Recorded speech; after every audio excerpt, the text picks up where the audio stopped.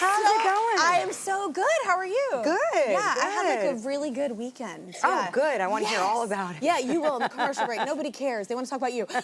You just got back from Thailand, though, right? Yes. Yes. Is it pleasure or for work? It is. It's in my world. It's a very pleasurable thing. But I'm working. Yes. Yeah. On a small film. Yeah, that's cool. Yeah. It's called Jurassic Park. Yeah. Never heard of it. You've never heard of it before? Never heard Yes, of it. Oh my God, that's amazing. Yeah, that'll be a whole My thing. kids literally were watching that last night. One was watching one of the movies from the franchise, and the other one was watching, you know, there's like the kid, the part, Oh, yeah. like the kid Yes. thing, the animated series. Yes, yeah, yeah. they love all of that. Yeah, I'm an enormous, like, giant Jurassic Park fan. Me so I'm too. like, I'm. Me too. Yo, that's so exciting. That's why I kept my cool when you just mentioned that. I was really cool about it. I saw you doing I was it. keeping it. I was so Yeah. cool. Yeah. But I want to talk about Flying to the Moon in a minute. But at this point in your career, you're probably pretty careful, right, with your projects, because you got little kiddos, you got a family. Yes, yeah. I have a little. We have a son who's 2.5, and then our daughter's 9.5. So you want to make sure that you're working on stuff that is meaningful, because otherwise it's a lot to coordinate, and you don't want to be away from them and stuff like that. And I think, it's something that when I was younger, or certainly before I had children, I had that terror that I would never work again, or that I wouldn't be relevant, or I couldn't keep it going. Business is fleeting. It is. Yeah, it is. And so I would feel terrified if I wasn't working like on back to back, which was great because I was young and productive, and it was awesome. But now I feel very fortunate that I put in like a lot of hours, and I can kind of like, you feel like you can pick and choose and be like, you know what, this matters to me, and I'll take time away. It's worth taking time away. Totally. And Jurassic Park felt like that. Jeez. Yeah. I'm like I was gonna do my best to not talk about that film with you right now.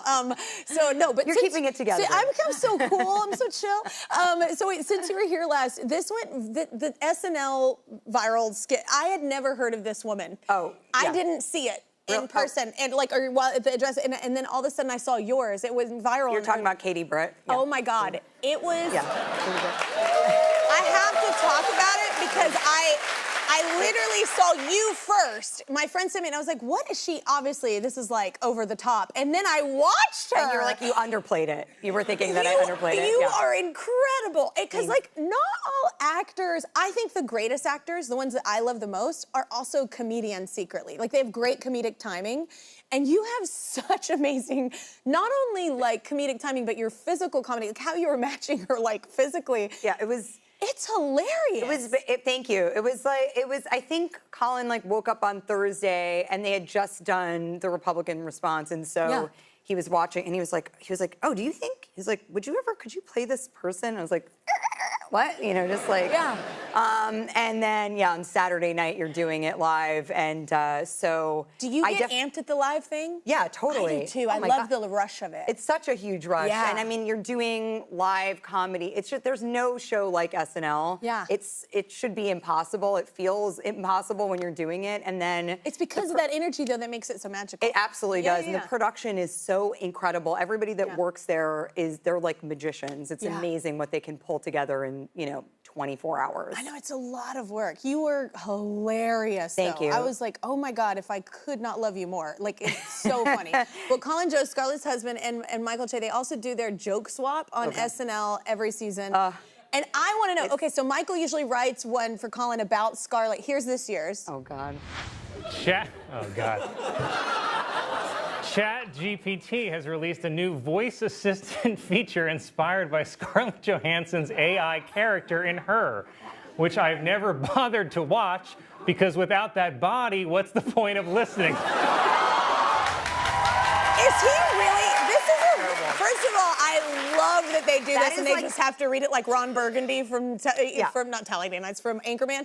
I love that they do that, but is it real? Like, he has no idea what he's about to do. And that's like a tame version. If you guys have ever seen the joke swap. It's daytime. We kept it tame. Because like we need like go under like witness protection after that night. Like, I am absolutely terrified. We're going to be like targeted. It's so bad.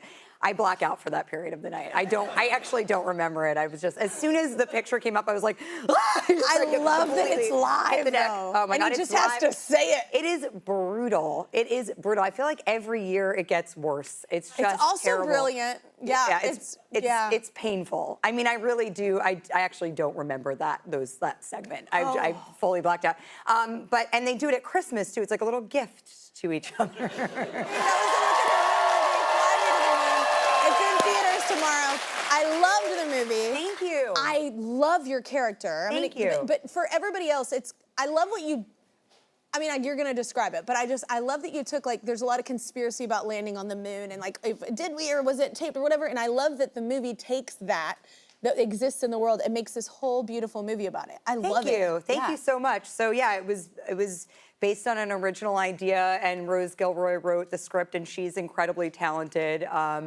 And she comes from a family of very talented screenwriters, and it really is, like, it's such to me, it was such a unique, original concept. Yeah. It's very sort of has like that old sort of nostalgic feeling, I would say. Yeah, like a classic film. Yeah. Like a sort of, and has that fun, like, Catch Me If You Can kind of heisty vibe a little bit to it. It's just, it really felt to me like a movie that you don't get to see as much of anymore. I literally said that to my executives who are walking in, because I was like, oh my gosh, I was like, it's like I haven't seen a movie like this in a minute. Yeah, it feels like it just, I think because it's an original idea and it's so kind of like peppy and sharp and funny and romantic and nostalgic. Yeah, it's fun. It's possibly, like, I love a lot of your characters, like whether it's, you know, Marvel or your featured Jurassic moment, or even like Lucy, like I love the, like, gamut that you run, like, as an actor, but I will say this is probably my favorite character that you play. Oh, thank you. Because she's very,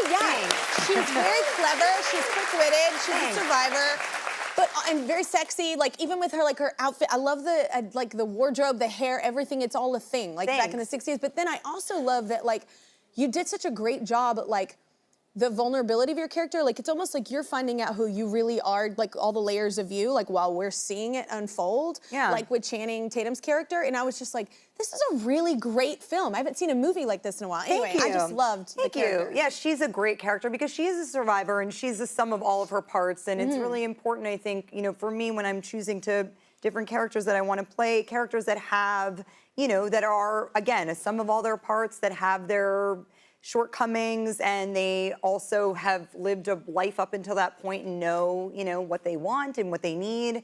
What they're good at. Yeah, exactly. Yeah. And, like, reflective of, you know, my own journey as a almost 40-year-old woman and what's gotten me here. And I think that's important to see fully rounded women like that on film. Yeah, she's incredible at it. That's why I love the character. So you kind of fought to get the story told, right? Yeah, well, you know, I have a production company called These Pictures, and we're based here in New York. And, you know, I think it's, for me, I feel like I've gotten to a place in my career where I can actually, you know, maybe hopefully sort of, you know, get studios to look at projects that do have, you know, original content that aren't based on, you know, pre-existing things, material. It's just like a musician, by the way, because they're like, this was a hit last year. We need something like this, and it's like, good God. 100%. I mean, you know, you get it. It's a machine that, like, churns out stuff, and you want to. It's a making films is a very expensive business, and it's a big gamble. And so, if something works, you want to recreate it. But I feel like, for me, if I can get movies or stories out there that are told that do come from original ideas, you know, that don't have all the IP, and I love that stuff. I work on it, and it's great.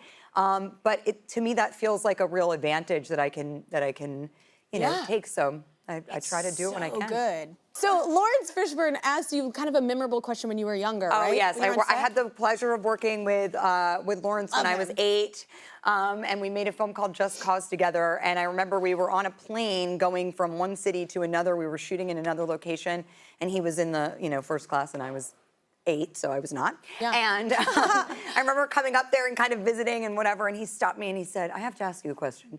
Do you want to be an actor or do you want to be a movie star?" And of course I was like, both or whatever. Yeah. And of course you can be both, but it was such a great, like, I thought of it so many times throughout this road, this journey.